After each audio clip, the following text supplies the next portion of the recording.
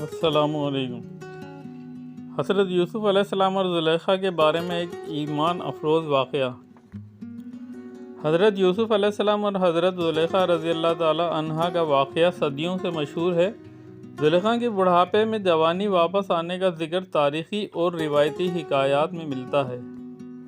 جب حضرت یوسف علیہ السلام مصر کے حکمران بنے، زلیخا اس وقت تک بوڑھی ہو چکی تھیں۔ وہی عورت تھیں جنہوں نے جوانی میں یوسف علیہ السلام کو آزمانے کی کوشش کی تھی، مگر زمانہ گزرتے گزرتے انہیں اپنے گناہ کا احساس ہو گیا اور خدا کی طرف رجوع کر چکی تھیں۔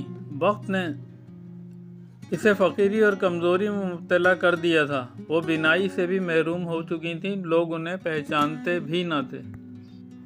یوسف علیہ السلام کی حکومت اور زلیخا کی ملاقات۔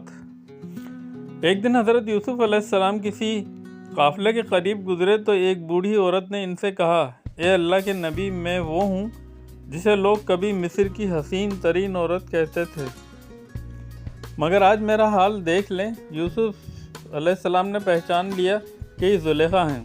زلیخا نے کہا، میں نے تجھ پر ظلم کیا، مگر اب میں اللہ کی بندگی بن چکی ہوں، میں نے توبہ کر لی ہے۔ میری ساری محبت اب اللہ کے لیے ہے۔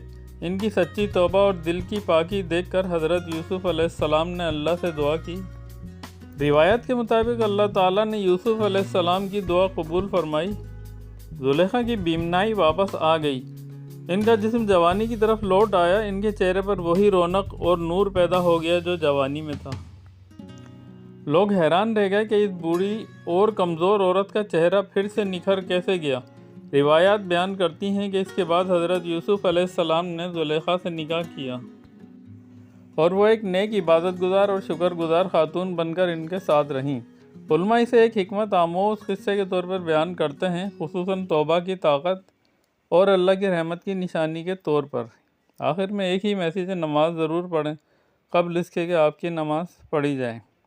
ویڈیو پسند آئی ہے تو لائک، شیئر اور سبسکرائب ضرور کیجیے گا اور دوستوں میں شیئر بھی کیجیے گا، ہو سکتا ہے اس سے کوئی ایک بھی نمازی بن جائے۔